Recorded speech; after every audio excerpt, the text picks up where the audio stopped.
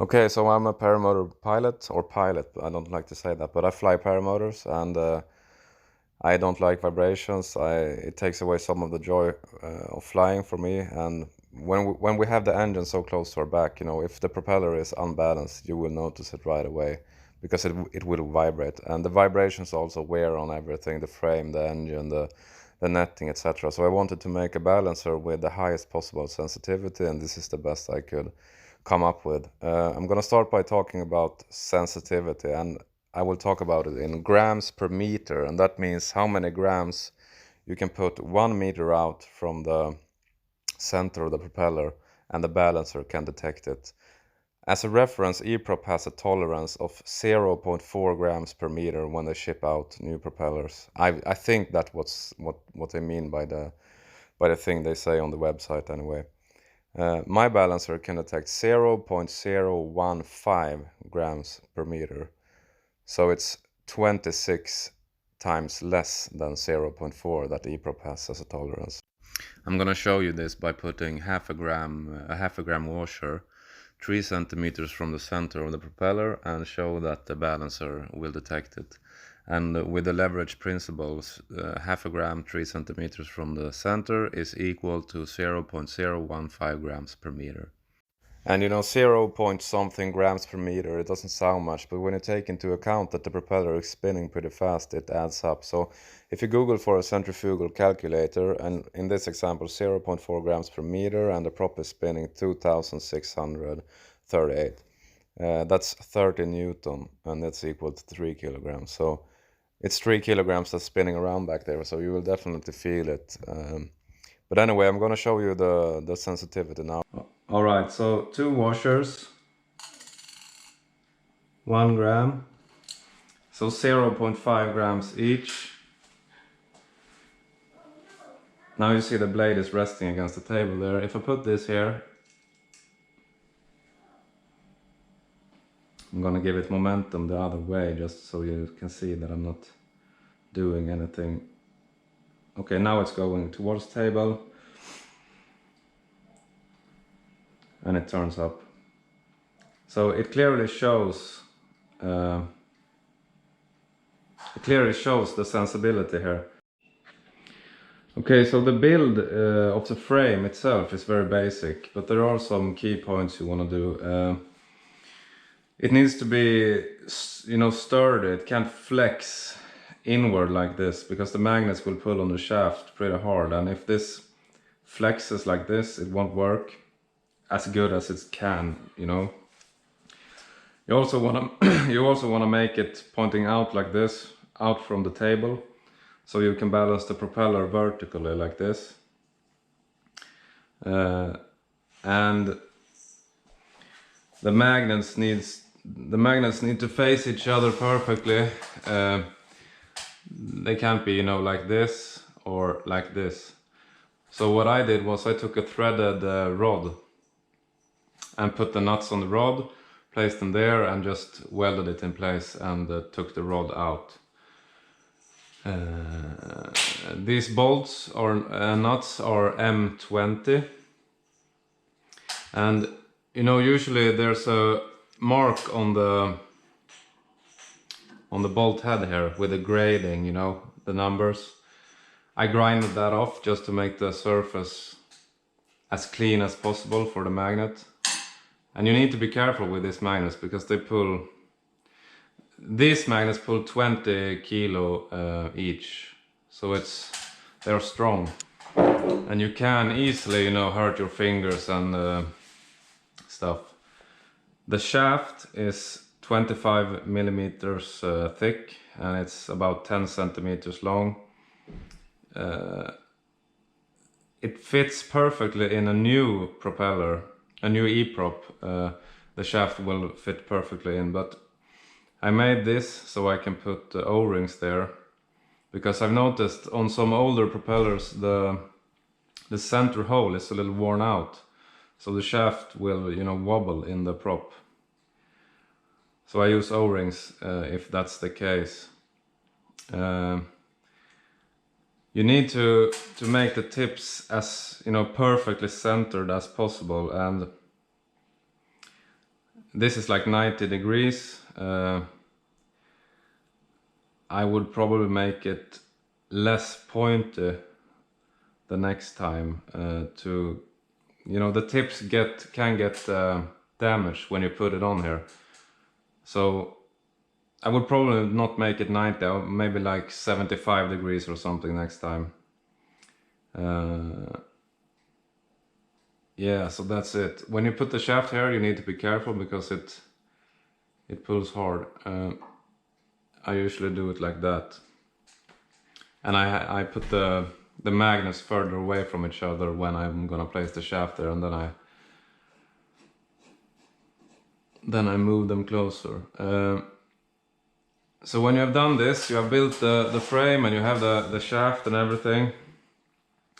What you want to do is you want to calibrate this or balance the shaft itself, because the friction here will be so low that even if you make it perfectly, you know, fine, the tips are exactly in the center and everything, it probably still will, you know, be unbalanced due to maybe the density of material in the shaft or something. So how to do this is you find the strong side. In this case, I know this is the strong side, but you find it by putting the tips.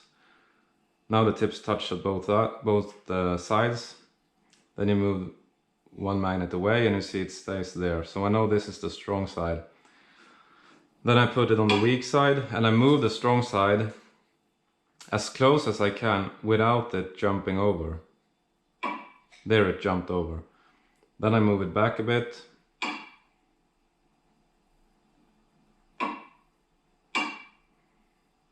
Now we have the smallest friction possible here. So if you compare this, how easily it spins, to this, if I put the magnets far away from each other. Now it stops pretty fast because the friction there is so high. So that's what you do to get the lowest friction. Once you have done that, you want to balance the shaft, and the way to do it is you let it spin, you know, until you have the heavy side down. Then you mark it. I use nail polish to mark it the light side. After that, I used electrical tape to balance it out. But I don't know if the unbalance is due to the tips not being perfectly centered or the shaft itself is, you know, heavier on one side. So even though I have balanced it out, you know, I can put it in any place and it won't turn. I still use this side up, and you want to do that because I'm gonna draw you a perfect picture here. Let's say this is the shaft from the side, and to make it easier to explain, let's say the tips are all the way up there. It hangs on this point. Now the center of gravity on the shaft will be here, right? In the center of the shaft. So it's heavier on this side. So if I put the shaft like this and it hangs here, it's gonna rotate down like this, right? So now I put the counterweight here, and the center of gravity is perfectly at the tip. I can put the shaft like this and it will stay there, etc, etc. But if I have the shaft like this, say, and I put the prop on the shaft, the center of gravity on the propeller will be somewhere very close to the center of the propeller. So I put the prop on the shaft, the center of gravity will move towards the center, right? Because the center of gravity on the propeller is close to the center. So let's say the center of gravity is maybe here now because of the prop. So the center of gravity is not at the same place as the tips. And if I have the shaft like this and it hangs there, the center of gravity is there, it will rotate down like that, right? And it will make the balancing the propeller, it won't make it as good as it can be. I hope you understand what I mean. That's why I always have it like this and have the light side up. Because now, even though the center of gravity might be below the tip, it won't affect it like this. And you will get the best sensitivity possible. If I add a weight here, it will, you know, show it. I hope you understand what I mean, but always use the markings up, okay? Okay, so this is the old helix prop, and as you see here, the shaft wobbles like this. So now I have put the O-rings on. I hope you can see that. And this propeller is what was on I bought a used mini plane Top 80, and this prop was mounted on it. And I had heard that mini planes or the Top 80 engine shouldn't vibrate very much, but I found it to vibrate pretty much, you know, more than I expected. So I tried to balance this prop in 3 different ways. So I tried the standard, you know, MC wheel balancer, and it still vibrated. I tried a Scout version where you make sure both blades are the same weight. You weigh them and then you make sure that they have the same center of gravity. And I tried another method too, but it still vibrated. And I figured, you know, okay, maybe the engine vibrates this much. But then I built this one, and as you can see, the blades are perfectly balanced. But here's why it vibrated so much.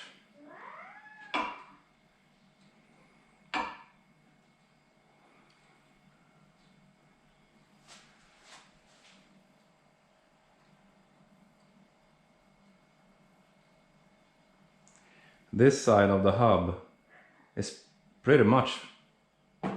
it's much heavier than this side. So what I did was I had to figure out a way to add weight on this side. And what I eventually did was I just put... I added washers on the bolts here. And I had to add a lot of washers to make this side, as you know, to get the center of gravity perfectly in the center. Just because it's balanced perfectly like this doesn't mean that it's good. It needs to be balanced perfectly like this too. So there you have it.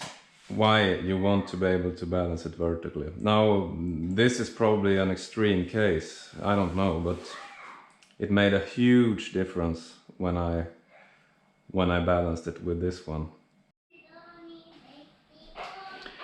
Okay, so let's balance this E-prop. As you see, the shaft is perfect on this. It doesn't wobble anything. Okay, so I always start by balancing the hub like this, balance the propeller vertically. Because if it's unbalanced here, it will mess up the balancing of the blades. But if this were to be unbalanced, I use washers on the bolts. That's why I placed the bolts here. The bolts are stainless, and they need to be, otherwise the magnets will interfere with everything, and they will just rip the washers off. But I put washers on the bolts, and you have to, let's say this side is heavier, so it tips like that. You can't put a washer there. You have to put the same amount of washers, like one there and one there, otherwise you will one blade will be heavier if you just put it there, you know. But after this is done, I take the blades. This prop is so perfectly balanced. And again, you know, I would just use washers, but you can, you know, clear coat or tape, or you can drill it out and put some some weights in it, but I prefer to use washers because I can. This side seems to be a little heavier now, right? So let's see if I put half a gram there.